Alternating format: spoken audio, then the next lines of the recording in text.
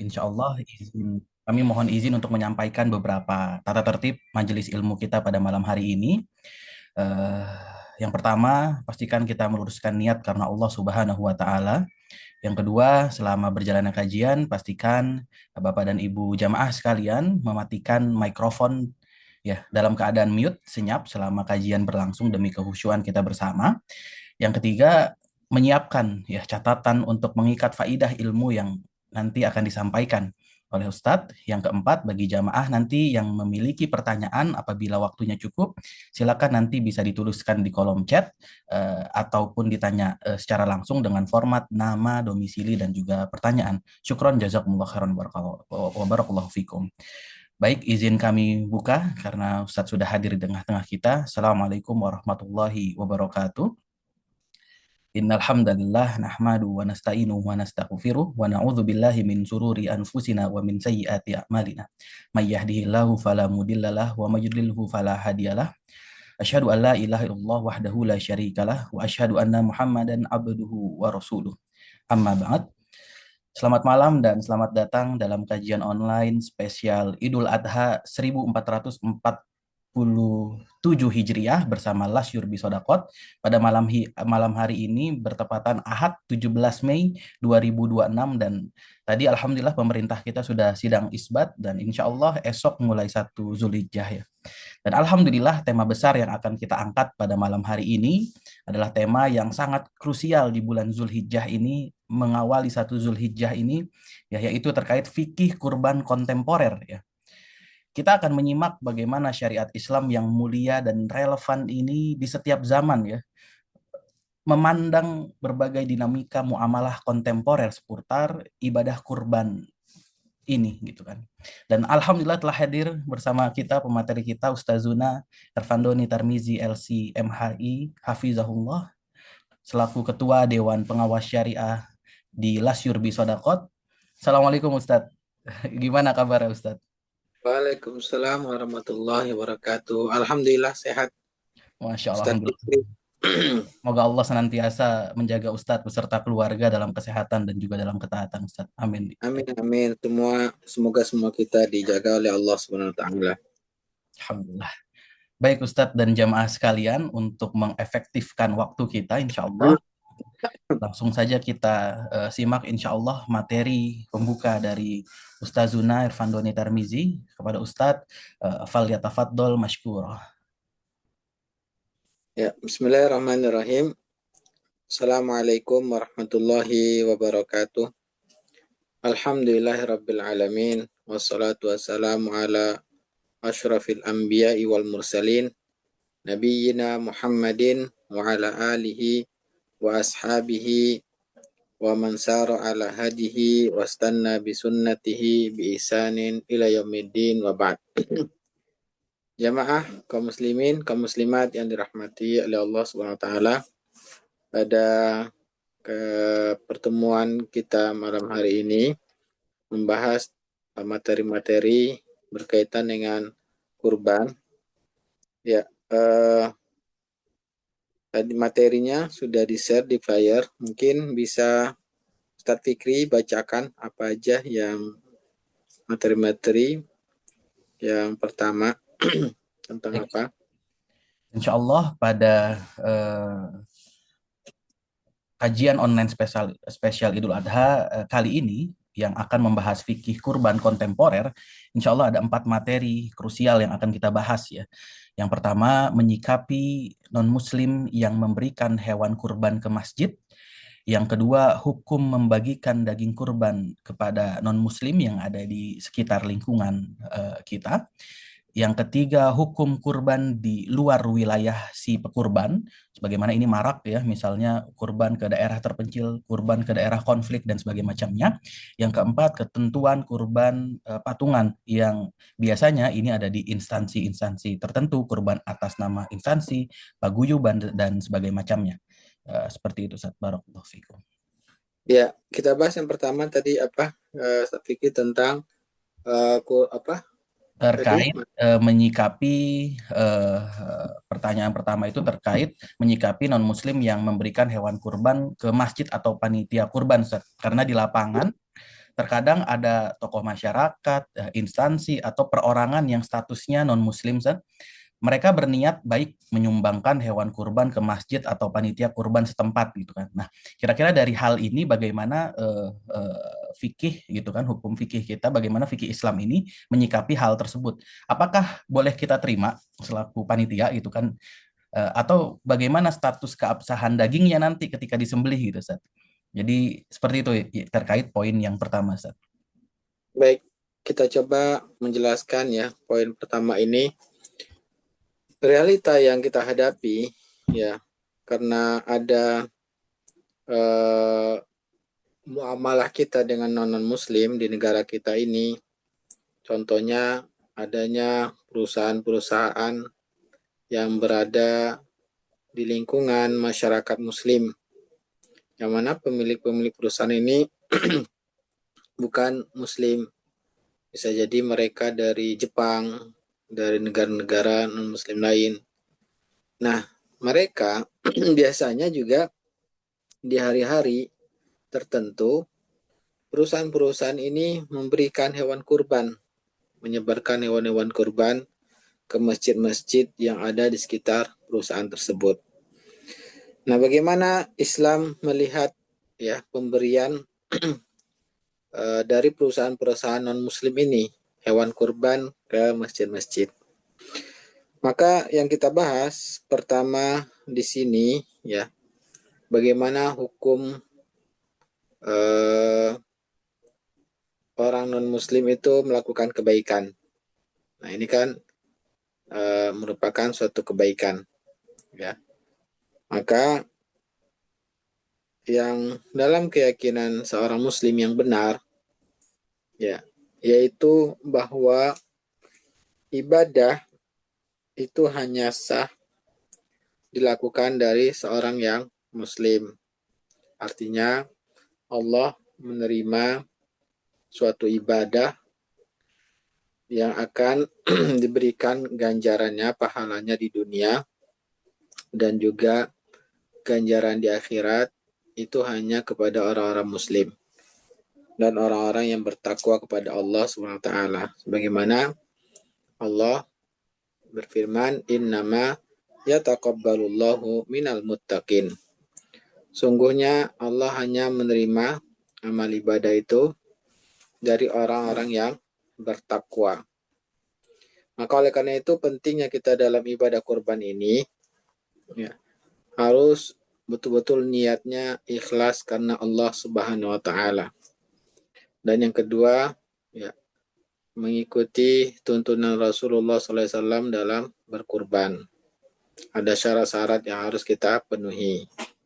Maka jangan sampai kita berkurban itu malah untuk berbangga-bangga. Ya. Wah, saya ingin berkurban kerbau. Ya, ingin mengharapkan pujian dari manusia. Maka amalnya tidak akan diterima oleh Allah Subhanahu wa taala. Ya, maka perlu niat itu karena Allah Subhanahu wa taala. Sedangkan dari orang-orang yang non-muslim, ya, Allah sudah menjelaskan di antaranya ayat-ayat dalam Al-Qur'an. Salah satunya dalam surah Al-Furqan ayat 23, Allah berfirman, "Wa qadimna ila ma amilu min amalin faja'alnahu haba'an mansura." Maka pada hari kiamat nanti kami tampakkan perbuatan kebaikan-kebaikan mereka, ya, orang-orang non-muslim tersebut. Maka kami jadikan amalan mereka tersebut bagaikan debu yang berterbangan. Ya. Jadi kebaikan mereka itu tidak diberi ganjaran oleh Allah Subhanahu wa taala. Nah, di sini dijelaskan ya bahwa ayat ini kebaikan-kebaikan orang-orang non-muslim ya, maka itu tidak mendapatkan pahala dari Allah Subhanahu wa taala. Kemudian di dalam ayat yang lain Allah berfirman dalam surah An-Nur ayat 39, "Walladzina kafaru a'maluhum kasarabin biqi'atin yahsabuhu az-zam'a ma'an hatta idza ja'ahu lam yajidhu syai'a. Orang-orang yang kafir yang mereka tidak patuh kepada Allah Subhanahu wa taala, tidak mau beribadah kepada Allah, tidak mau bersaksi pada Nabi Muhammad sebagai utusan, Allah jadikan amalan mereka itu seperti sarabin biqi'atin, fata morgana air, ya. Ketika dipanas hari itu ada seolah-olah ada mata air, ya. Yahsabu zam'a uma'an, yang mana orang-orang yang haus mengira itu ada air, ya. Kalau kita berada di daerah yang sangat panas, nah dari jauh kelihatan itu ada mata air, maka kita mendatanginya. Nah, ketika kita mendatanginya, hatta idza ja'ahu lam yajid syai'a. Ketika sudah sampai ke sana ternyata tidak ada satupun. Nah, ini Allah jelaskan bahwa orang-orang kafir mereka mengira amalan mereka di akhirat itu akan dibalas oleh Allah Ta'ala. Tapi ternyata tadi Allah sudah jelaskan, faja'alnahu haba'an mansura. Allah hilangkan, bagikan debu yang berterbangan. Ya. Dan ayat yang lain Allah menjelaskan, ya, wa may yakfur bil imani faqad habita amaluhu wa huwa fil akhirati minal khasirin. Barang siapa yang kufur, tidak mau beriman kepada Allah dan Rasulullah SAW, maka amalan-amalan kebaikannya di dunia ini yaitu akan dihapuskan dan dia di hari akhirat menjadi orang-orang yang merugi. Dan surah Al-Maidah ayat 5. Banyak ayat-ayat menjelaskan bahwa itu bukan ibadah. Ya. Jadi itu bukan ibadah. Jadi tidak sah itu sebagai ibadah kurban. Jadi apa sikap kaum muslimin atau DKM masjid yang menerima hewan sapi atau kambing dari orang-orang non muslim, maka itu bukanlah ya ibadah kurban, maka nggak boleh diniatkan ya ini kurban dari PT anu gitu, dari pemiliknya, tidak boleh ya. Itu bukan ibadah kurban karena ibadah hanya sah dari orang muslim. Terus bagaimana apakah tetap boleh terima? Maka wallahu taala alam, ya, itu jatuhnya menjadi hadiah. Kalau seandainya itu ya dari non muslim, jatuhnya menjadi hadiah. Nah, maka hadiah, maka Rasulullah SAW menerima hadiah dari orang-orang non muslim, ya, menerima hadiah dari Nasrani, dari Yahudi, ya, maka Rasulullah SAW menerimanya. Maka ketika ya, panitia masjid mendapatkan ya hewan, dan hewan itu berarti bukan hewan kurban, maka berarti hadiah.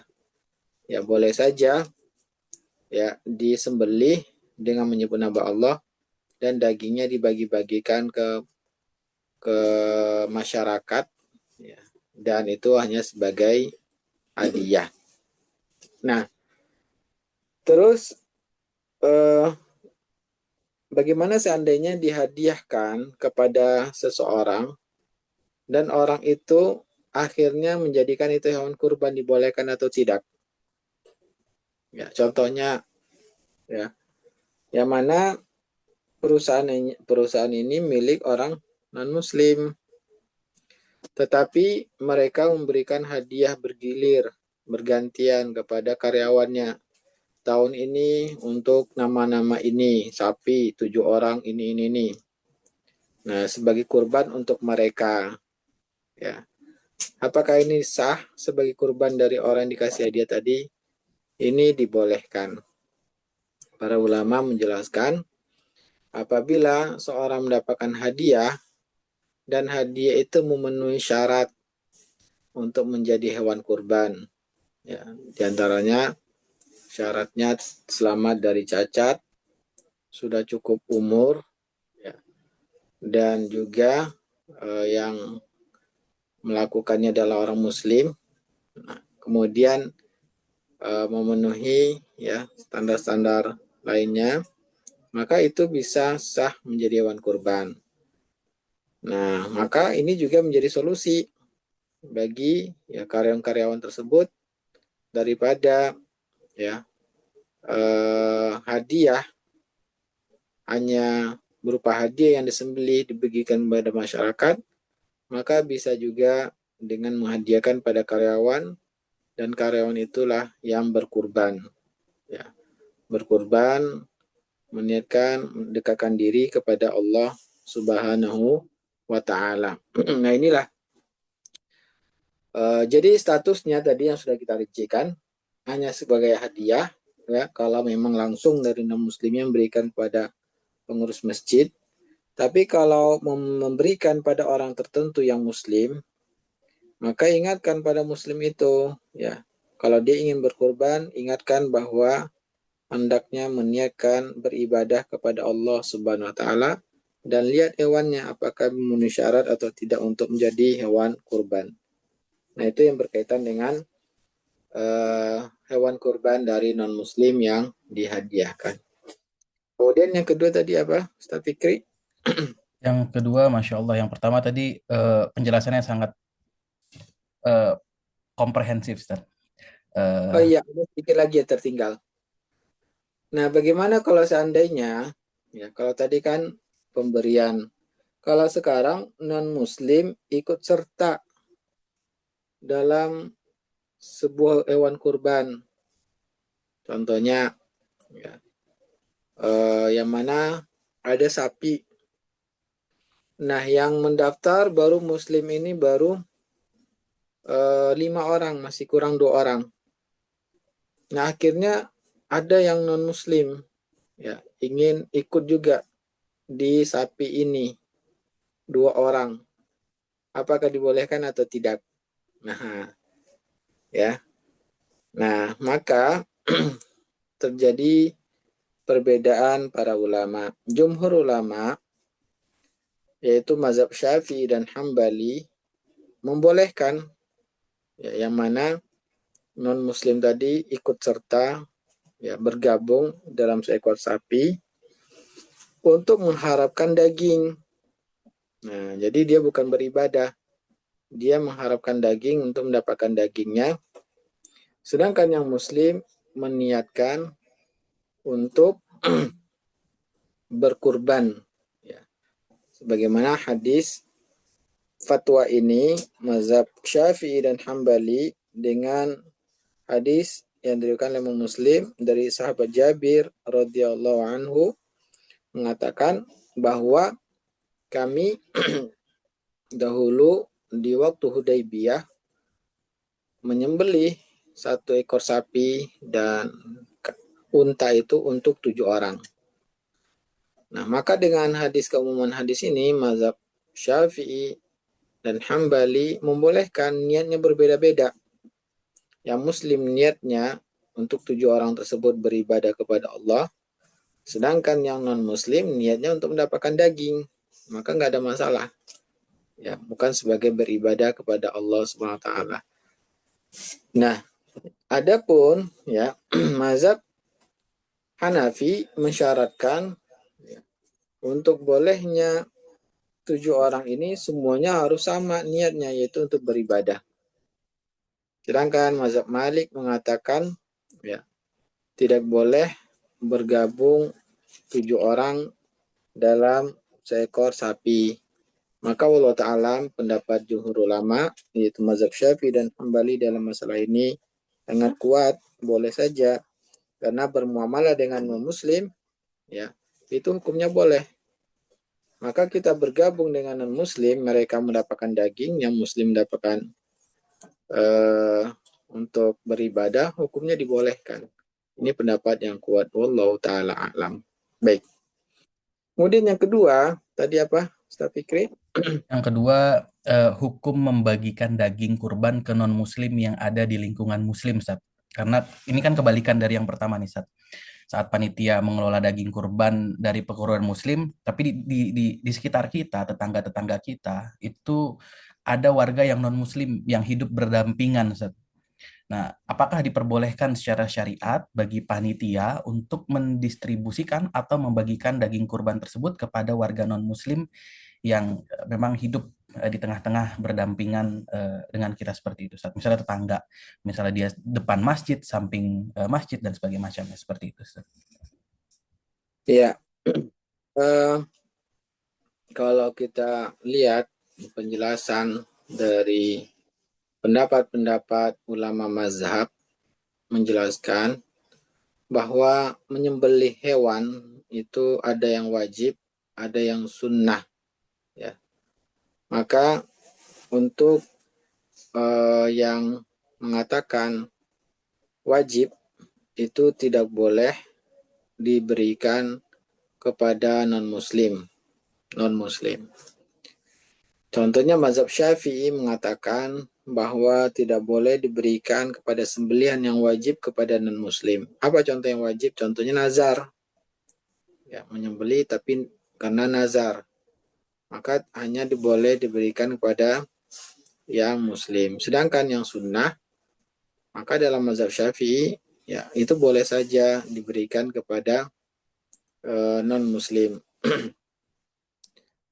Nah, jumhur ulama mengatakan untuk hewan kurban permasalahan kita, ya, maka dibolehkan kita memberikannya dalam bentuk uh, berbuat baik, ya, atau untuk agar rukun dalam bertetangga diberikan kepada non-muslim.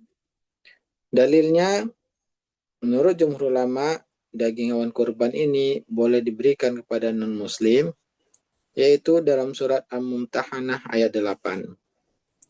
Allah Subhanahu wa taala berfirman, "La yanhaakumullah 'anil ladzina lam yuqatilukum fid din wa lam yukhrijukum min diyarikum an tabarruhum wa tuqsitu ilaihim. Innallaha yuhibbul muqsitin." Allah tidak melarang kalian untuk berbuat baik, ya, melakukan kebaikan dan berlaku adil kepada orang-orang yang tidak memerangi kalian, ya, dan juga tidak mengusir kalian dari agama kalian. Sungguhnya Allah mencintai orang-orang yang adil. Ayat ini menjelaskan bahwa boleh kita, karena pemberian daging hewan kurban itu tujuannya adalah ada yang hadiah, ada yang sedekah. Ya. Yang sedekah diberikan pada fakir miskin, hadiah kepada orang-orang yang bukan fakir miskin. Maka boleh saja pemberi kurban tadi, panitia kurban, memberikan hadiah kepada non-muslim untuk berbuat baik kepada mereka, agar mereka juga nanti, ya, hidupnya rukun dengan masyarakat muslim. Ya, untuk menarik hati mereka supaya akhirnya mereka juga bisa berbuat baik sebagai manusia. Nah, hukumnya dibolehkan. Wallahu ta'ala a'lam. Ya.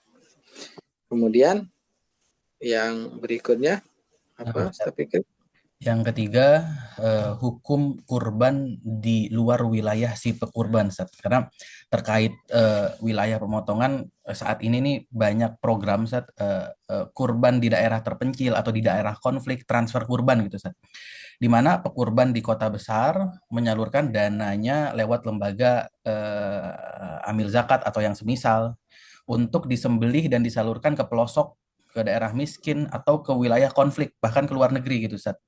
Nah, bagaimana hukum fikih memandang perpindahan lokasi kurban ini yang di luar wilayah si pekurban gitu, Ustaz?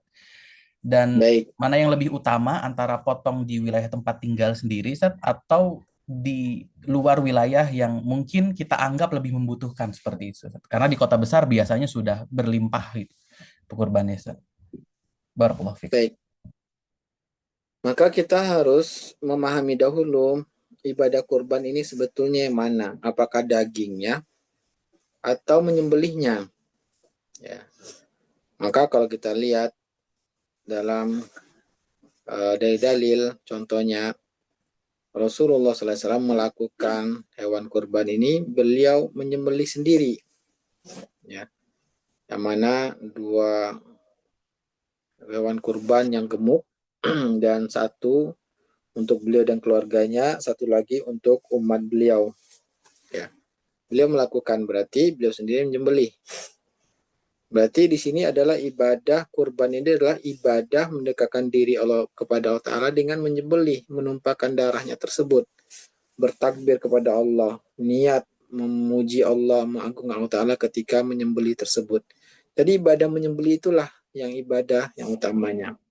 Dan juga ada ibadah memberikan hadiah dan bersedekah kepada orang-orang yang membutuhkan. Tapi memberikan hadiah daging ini juga dikembalikan hukum asalnya karena menyembelih tadi. Karena menyembelih barulah setelah itu membagi-bagikan dagingnya. Kemudian juga dalam Quran Allah SWT mengatakan kul inna salati wa nusuki wa mahyaya wa mamati lillahi rabbil alamin. Nah, di sini kita diperintahkan beribadah, katakanlah sungguhnya salatku dan sembelihanku. Nah, jadi dalam ibadah di sini adalah menyembelihnya itu, ya, atau menyaksikannya, menyembelihkan itu. Maka dari sini hukum asalnya yang lebih utama itu adalah orang itu yang menyembelih sendiri hewan kurbannya dan dia mendapatkan pahala, ya, keagungan ketika menyembelih itu, memuji Allah, mentakbirkan Allah. Nah, bukan uangnya itu, bukan memberikan uangnya itu ibadahnya, tapi menyembelihnya itu. Atau kalau dia tidak bisa menyembelih, bisa mewakilkan dan dia menyaksikan seperti yang diperintahkan Nabi pada Fatimah, ya, untuk menyaksikan hewan kurbannya. Langsung menyaksikan, ketika menyaksikan tersebut dia memuji Allah Subhanahu wa taala. Di sanalah ibadahnya, keutamaannya tersebut. Akan tetapi hukumnya boleh, ya. Ya, para ulama mazhab Syafi'i memakruhkan.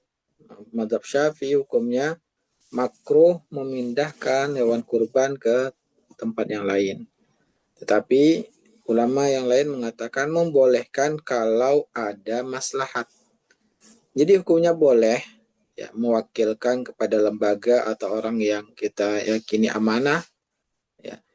Dan memang tapi syaratnya harus ada syaratnya. Boleh itu ada kemaslahatan yang sangat kuat. Alasan yang memalingkan hukum asalnya tadi di tempat dia berada. Tapi kenapa kamu malihkan? Contohnya tadi, karena daerah konflik, sehingga kekurangan makanan, maka hukumnya menjadi boleh. Ya. Jadi ada alasan-alasan yang memang diharapkan. Tapi kalau tidak ada alasan, maka hukum asalnya adalah menyembelih di mana kita berada. Wallahu a'lam. Ya. Baik, Ustaz, jazakumullah khairan atas jawaban dan bimbingannya, Ustaz. Dan yang pertanyaan selanjutnya, Ustaz. Eh, Ketentuan kurban patungan, Ustaz. Karena mengenai eh, hal tersebut ini sering terjadi misal di sekolah, ya, kantor, misal ada 20 orang, ya, murid gitu kan, patungan dengan nominal untuk membeli satu ekor kambing, atau kalau lebih besar skopnya kantor patungan untuk membeli satu ekor sapi gitu kan. Nanti dikurbankan atas nama lembaga gitu, Ustaz. Misalnya kelas A atau misalnya PTA gitu, Ustaz. Eh, nah, bagaimana batasan jumlah orang yang sah ya, Ustaz, dalam patungan tersebut, ya, baik itu kambing atau sapi gitu kan. Eh, Menurut ketentuan syariat ini seperti apa, Ustaz? Kalau misalnya ya biasanya kan ada di sekolah-sekolah atau di lembaga-lembaga, ya, di instansi-instansi itu model seperti itu, Ustaz, patungan kurban. Karena kan umumnya kalau sapi itu 7 orang, kalau kambing itu hanya 1 orang. Mungkin seperti itu, Ustaz, terkait patungan kurban. Baik. Ya, harus kita ketahui bahwa ibadah itu perlu niat, ya, yang ikhlas kepada Allah Subhanahu wa taala. Kemudian yang kedua, sesuai dengan tuntunan Rasulullah SAW. Kalau salah satu saja dari dua ini tidak terpenuhi, maka dia tidak dikatakan sebagai ibadah. Maka niat itu hanya dari orang, ya, maka mewakilkan atas nama lembaga, atas nama sekolah. Nah, sekolah ini bukan orang, ya. Mengatasnamakan itu berarti dialah yang beramal, ya. Maka misalkan dari kelas 5, berarti kelas 5-nya ini yang beramal. Sedangkan kelas 5 ini bukan orang. Nah, kalau orang, nah bagaimana tuntunan dari Rasulullah SAW? Jadi kalau tentunya tidak sah tadi kalau bukan orang. Contohnya perusahaan yang atas nama PT ini. PT itu bukan seorang, dia tidak bisa berniat jadinya. Dan atas kelas ini dia bukan orang, jadi tidak bisa berniat untuk beribadah. Tidak bisa sah karena perlu niat. Innamal amalu bin niat. Ya, amal itu perlu niat. Nah, supaya dia menjadi sah hewan kurban adanya niat. Nah, sekarang kalau dijadikan orang, menjadi orang. Maka untuk jadikan orang itu sudah dituntunkan oleh Rasulullah SAW bahwa untuk sapi itu hanya boleh untuk 7 orang. Nah, yang mana per masing-masing itu posisinya seperti satu orang mengkurbankan kambing. Ya, maka kalau kambing hanya sah satu orang. Seperti hadis yang tadi sudah kita jelaskan, diriwayatkan dari Jabir dikeluarkan oleh Muslim bahwa ya Rasulullah SAW dan kaum muslimin ketika Hudaybiyah mereka menyembelih ya menyembelih itu untuk sapi dan unta 7 orang. Nah, bisa digunakan untuk 7 orang. Mereka berniat untuk berkurban atau boleh juga berniat tadi yang non muslim berniatnya bukan untuk kurban tapi untuk mendapatkan daging. Maka innamal a'malu binniyat. Ya, boleh saja non-muslim bukan beribadah niatnya tapi dapat daging. Boleh, masih bisa. Kenapa? Untuk 7 orang. Nah, sedangkan kalau kambing hanya sah untuk 1 orang. Nah, inilah tuntunan dari Rasulullah SAW berkaitan dengan menyembelih hewan kurban. Maka dengan demikian, ya, itu bukan dinamakan dengan hewan kurban. Kalau dia misalkan lebih dari 7 orang, berarti itu tidak sah sebagai hewan kurban. Terus bolehkah disembelih? Boleh, tapi hanya menjadi hadiah. Ya, kalau seandainya dia memberikan pada orang lain. Tapi kalau mereka habis makan bersama-sama, bukan hadiah, berarti ya hanya menyembelih dengan nama Allah untuk hukumnya makan daging saja, boleh saja. Tetap dia mendapatkan pahala karena menyembelih atas nama Allah Ta'ala, tapi bukan pahala atas hewan kurban ya di hari Id ya. Wallahu alam. Masya Allah, jazakumullah khairan, barakallahu fikum Ustaz. Masya Allah, Alhamdulillah 4 poin mendasar eh, dari kami selaku panitia telah dijawab dengan sangat terang benderang oleh Ustaz. Maka insya Allah saat ini kita buka kesempatan Ustaz bagi jamaah dan peserta yang hadir pada webinar pada malam hari ini, pada kajian online pada malam hari ini yang ingin memperdalam materi kita. Maka insya Allah kolom chat sudah dibuka untuk eh, Bapak Ibu yang ingin bertanya ataupun dapat bertanya secara langsung kepada Ustadz. Dan Alhamdulillah sudah ada satu pertanyaan Ustadz yang masuk dari Ibu Nurani Rahmi. Assalamualaikum warahmatullahi wabarakatuh. Semoga Allah Subhanahu wa taala melimpahkan kesehatan dan keberkahan untuk Ustadz dan keluarga dan para peserta Zoom malam ini. Amin Allahumma amin. Izin bertanya Ustadz, untuk daging kurban yang diberikan sebagai hadiah atau sedekah, apakah boleh dalam bentuk yang sudah dimasak atau harus dalam kondisi mentah? Jazakallahu khairan Ustadz. Ya, apakah boleh dalam kondisi sudah dimasak ya atau harus berbentuk daging? Allah taala alam ya. Maka boleh saja ya, tidak ada ketentuannya. Memang pada dasarnya yang dilakukan Nabi Shallallahu Alaihi Wasallam itu memberikan dagingnya. Dari daging sembelihan tersebut langsung yang dibagi, sebagian untuk dimakan, sebagian dihadiahkan, dan sebagian untuk disedekahkan. Nah, dagingnya itu ya. Tapi kalau kita juga ingin memasaknya, maka tentu lebih afdol lagi.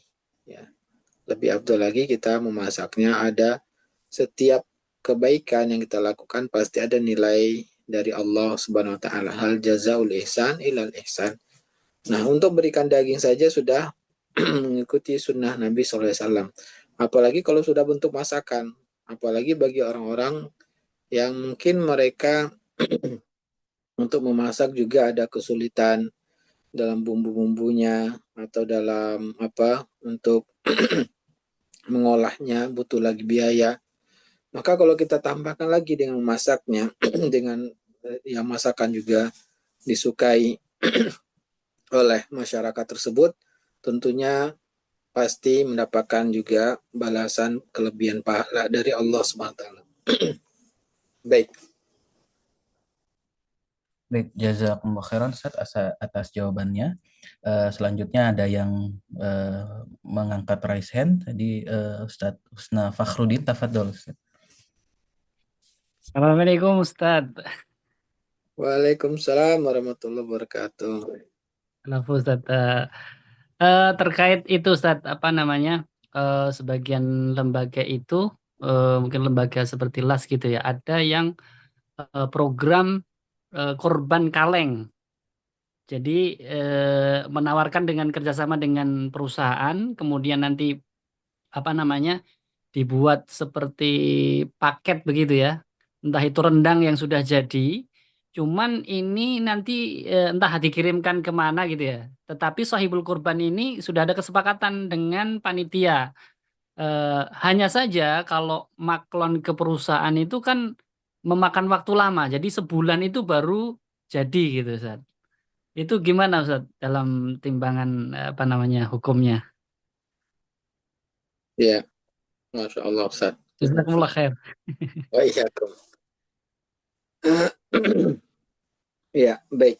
Eh, Bagaimana pertimbangan dalam menjadikan ya fikihnya daging kurban dimasak sudah berupa makanan jadi, tapi prosesnya itu butuh waktu lama, tidak langsung dinikmati oleh orang-orang yang mendapatkannya. Nah, wallahu taala alam, ya kalau kita lihat dalam dalil-dalilnya bahwa di waktu-waktu sulit ya Nabi SAW di awal-awal melarang untuk menyimpan daging kurban ya harus segera dibagi-bagikan, tidak boleh menyimpannya. Nah, kemudian ketika sudah ada kelapangan kaum muslimin di Madinah, kemudian Nabi SAW membolehkan untuk menyimpannya. Maka ya di sini dapat kita ambil pelajaran menyesuaikan keadaan. Ketika memang keadaannya orang-orang fakir miskin yang akan kita kasih makan tersebut mereka membutuhkan mendesak, maka jangan kita menundanya pembagian ya. Tetapi ketika kita dapati ya orang-orang fakir miskin atau orang yang akan kita beri hadiah mereka dalam kelapangan ya tidak membutuhkan secara cepat, maka dibolehkan, hukumnya boleh saja kita memproses itu butuh waktu yang lama sehingga ya baru bisa membagikannya. Nah, maka dengan demikian tentunya akan berbeda dari satu tempat dengan tempat yang lain pelaksanaan kurbannya. Demikian Ustaz yang bisa saya jawab. Wallahu taala alam. Masya Allah, jazakumullah khairan, barakallahu fikum Ustaz atas pemaparannya. Dan selanjutnya pertanyaan ketiga dari Bapak Dava Putra, tafadhol, dapat menyalakan mikrofon dan kameranya apabila memungkinkan. Bismillahirrahmanirrahim, Ustaz. Assalamualaikum. Waalaikumsalam warahmatullahi wabarakatuh. Wassalamualaikum Muhammad berkusalim ajmain. Ustaz, aneh mau tanya, Ustaz. Kan ada beberapa hewan yang dikategorikan itu tidak boleh dikurban atau cacat gitu kan ya, Ustaz. Contoh Iya, misalnya buta ataupun kurus kering dan lain sebagainya. Nah, ini aneh mau tanyain tentang pincang, Ustaz.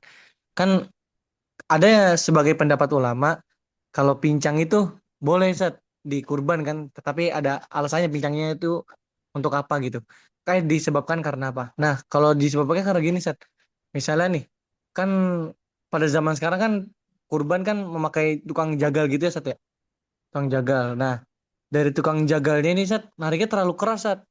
Sehingga menyebabkan hewan yang akan dikurban ini pincang. Yang jadi pertanyaan, apakah hewan kurban tersebut masih sah, Ustaz? Syukran, Ustaz. Ya, wallahu alam. Saya nggak tahu. Jazakumullah khair. Ya, bisa ditanyakan ke Nah, Ustaz yang lain nanti. Ya, saya. Syukran kasiran, Ustaz. afwan wa iyyakum. Jazakallah khairan. Selanjutnya izin kami bacakan pertanyaan dari kolom chat di Zoom, Ustaz. Assalamualaikum Ustadz. Semoga Allah selalu menjaga Ustadz dan keluarga serta panitia dan semua yang mengikuti Zoom ini. Ustadz, apa ada syarat-syarat untuk orang yang akan jadi penyembelih hewan kurban, Ustadz? Syarat orang yang menyembelih hewan kurban ya. Pada dasarnya, ya, orang yang menyembelih hewan kurban itu adalah orang yang berkurban. Ya. Maka yang menyembelih itu harus mengerti bagaimana cara menyembelih yang sesuai dengan syariat Islam. Tuntunan-tuntunan yang harus dilakukan ketika menyembelihnya. Ya, dia harus mempelajari dulu. Contohnya apa adab-adabnya, tentu syarat-syarat sahnya dengan baca bismillah, kemudian ya cara syarat sah yang mana yang harus putus, dia harus tahu. Nah, kemudian apakah dibolehkan non muslim untuk menyembelih tersebut? Ya, diwakilkan pada non muslim, maka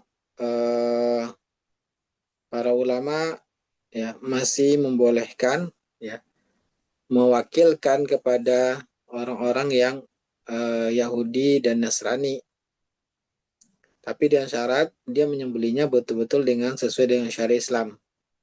Nah, tadi baca bismillah, kemudian harus putus ya yang disyaratkan, saluran pernapasan dan juga saluran makannya harus putus. Nah, nah ini yang kemudian adab-adabnya ya disunahkan menghadap kiblat. Nah, ini yang diatur bagi orang yang menyembelih. Wallahu taala lebih rincinya bisa dilihat pada syarat-syarat untuk menyembelih. Maka ini yang harus diperhatikan bagi orang yang menyembelih. Ya. Mungkin sedikit, Ustadz. Biasanya kalau di sekolah, Ustadz, itu SD ya, Ustadz ya. Itu kan ada anak-anak yang mungkin orang tuanya berkurban atas nama anaknya, Ustadz. Nah, ketika anaknya itu belum balik, Ustadz, kira-kira mana yang lebih utama? Apakah si anak tersebut yang menyembelih atau tukang jagal yang mungkin, Ustadz? Ya, yang pertama tuntunannya eh, Rasulullah SAW, beliau yang menyembelih itu adalah orang tuanya, pahalanya niatkan untuk keluarganya. Nah, itu yang di sunnahnya yang lebih utamanya. Ya. Sebagaimana ya orang tuanya menyembelih, pahalanya dia niatkan untuk istrinya, anak-anaknya, keluarganya. Nah, ini sunnahnya. Jadi bukan suatu kebaikan, misalkan si bapaknya beli juga, istrinya beli juga, anaknya beli juga, maka ya ini boleh, tetapi ya ini yang dikhawatirkan malah jadinya ya melupakan sunnah Nabi Shallallahu Alaihi Wasallam. Tentunya yang paling baik bagi kita beribadah, mungkin kita merasa lebih utama, maka ini berbahaya. Ya. Padahal dengan mengikuti sunnah Nabi itulah yang paling utama. Nggak ada kebaikan yang lebih baik dari hanya beribadah sesuai dengan tuntunan Rasulullah SAW. Maka Rasulullah SAW hanya menyembelih, ya sampai 100 pun beliau sendiri yang nyembelih. Nggak ada yang mengatakan ini kambing sembelihan istri saya, ini untuk nggak ada.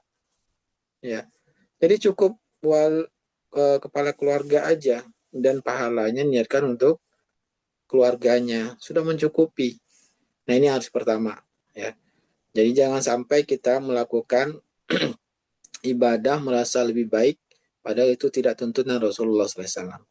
Yang paling baik ibadah itu adalah tiru saja Nabi SAW. Beliau sampai 100 unta, beliau atas nama beliau, ya beliau dan sebagiannya diwakilkan kepada Ali bin Abi Thalib. Kemudian apakah boleh yang menyembeli itu orang yang belum balik?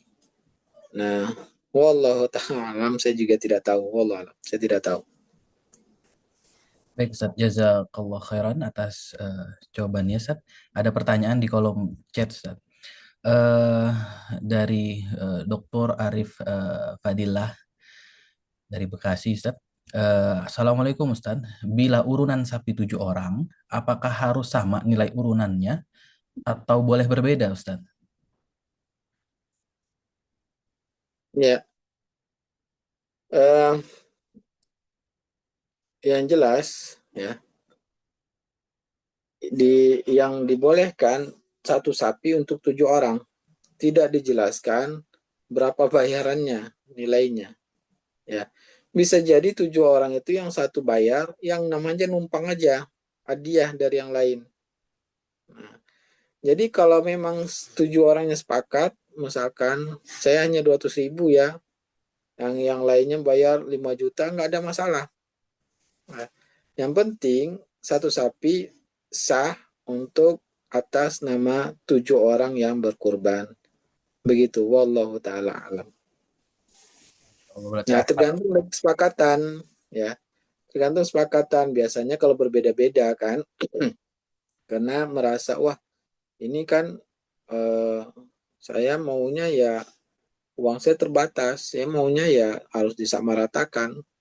Tapi boleh juga misalkan ya satu orang kemudian eh, dia mau kena uangnya kurang ya, kemudian misalkan kurangnya hanya 1 juta, 1 juta ini 6 orang yang patungan, boleh aja nggak ada masalah, yang penting 7 orang bisa menggunakan satu ekor sapi gitu. Wallahu alam.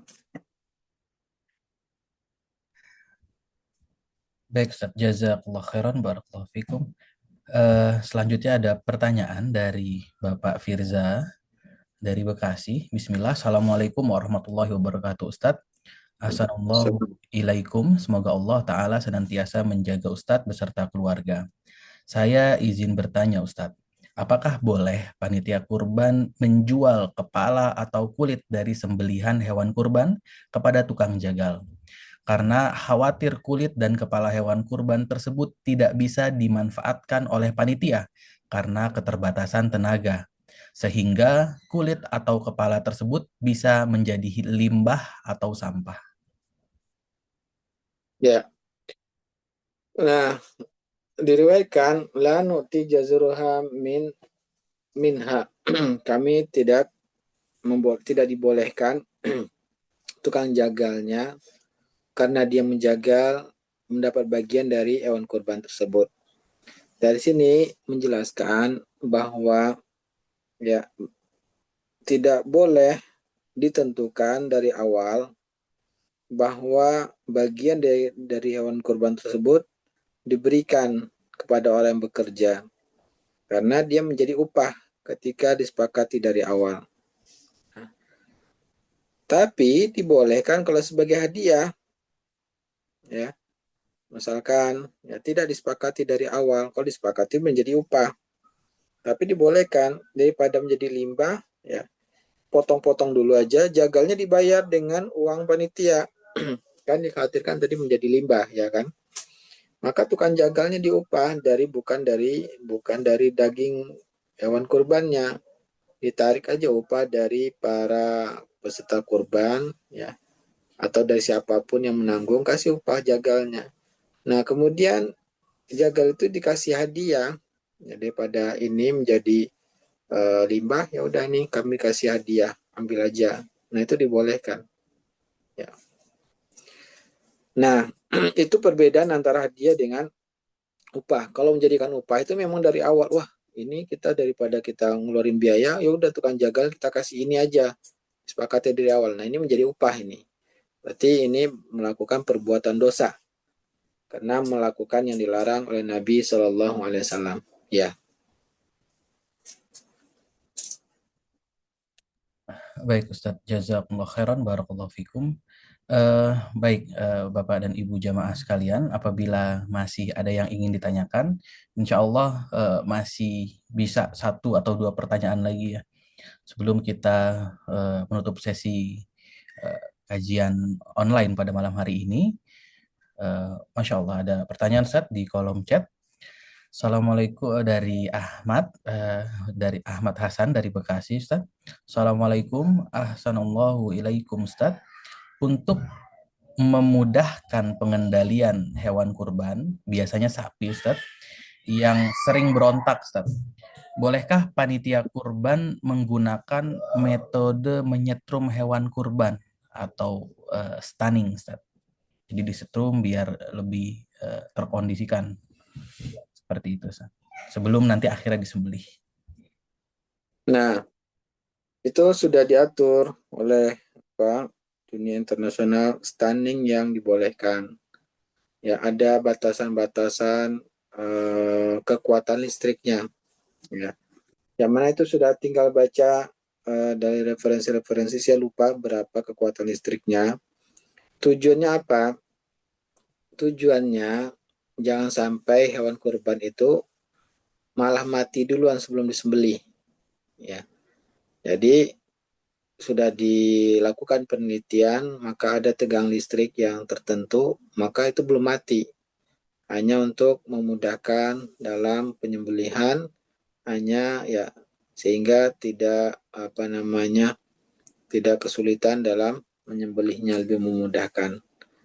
Nah, Allah Ta'ala ya, para ulama sudah meneliti dan mereka menentukan batasan-batasan yang dibolehkan untuk menyetrum tersebut supaya hewan kurbannya tidak mati dahuluan sebelum disembelih yang akhirnya menjadi bangkai.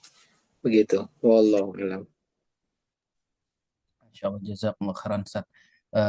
Terkait jawabannya. Jadi sebenarnya boleh asal mengikuti ketentuan yang ada dan juga tidak sampai menyebabkan hewan tersebut jadi mati sebelum disembelih ya Ustaz ya. Ya, yang dikhawatirkan itu ya. Makanya untuk boleh dan tidaknya itu ternyata ya para ulama sudah membolehkan dengan ketentuan tadi. Ada batasan-batasan yang dibolehkan, yang mana tujuannya ya supaya tidak mati saja. Nah, berbeda antara ini berkaitan juga lebih umum ya, bukan pada sapi saja, tapi pada ayam juga. Nah, pada ayam itu juga ada batasannya ya. Jangan sampai ayamnya itu mati sebelum disembelih. Karena biasanya itu penyembelihan untuk skalanya sudah industri ya. Sehingga ada batasan-batasan yang dibatasi oleh para ulama agar hewan tersebut, kalau sudah industri kan berarti sistemnya sudah otomatis, bukan lagi manusia yang melakukannya.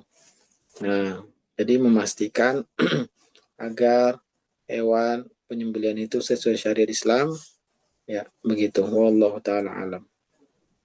Masya Allah, jazakumullah khairan wa barakallahu fikum Ustaz atas jawaban-jawabannya Ustaz.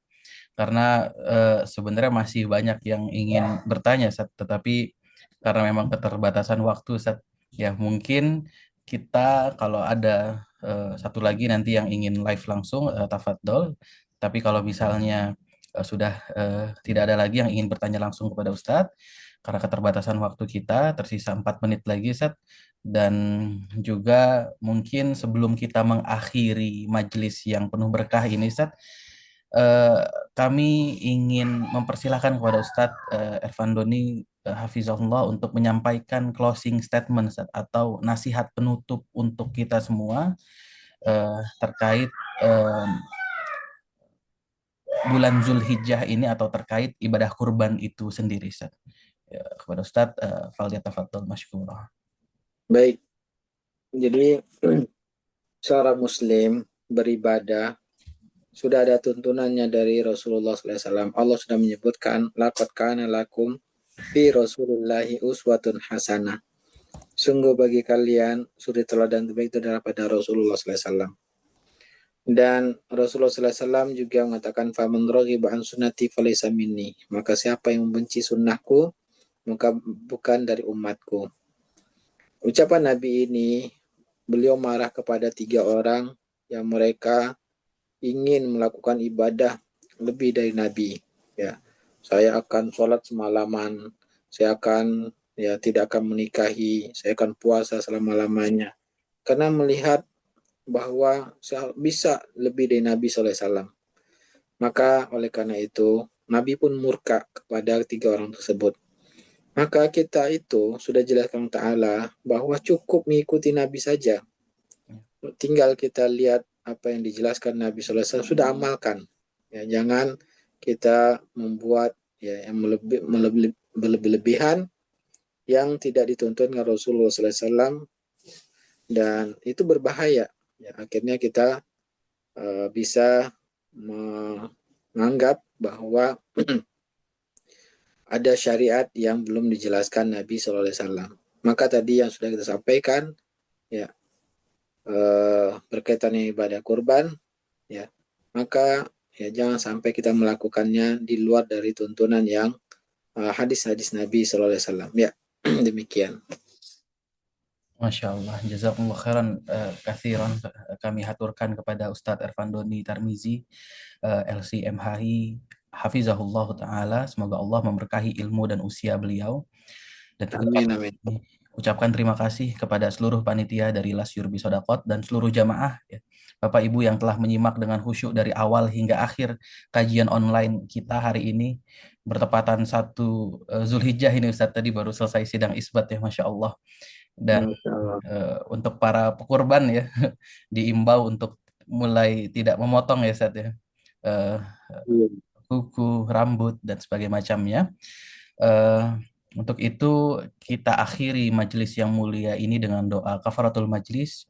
Subhanallahumma wa bihamdika asyhadu an la ilaha illa anta astaghfiruka wa atubu ilaik. Terima kasih kepada hadirin sekalian dan juga Ustadz. Jazakumullah khairan wa barakallahu fikum. Wassalamualaikum warahmatullahi wabarakatuh. Waalaikumsalam warahmatullahi wabarakatuh. Waalaikumsalam warahmatullahi wabarakatuh. Warahmatullahi wabarakatuh. Jazakumullah khairan Ustadz.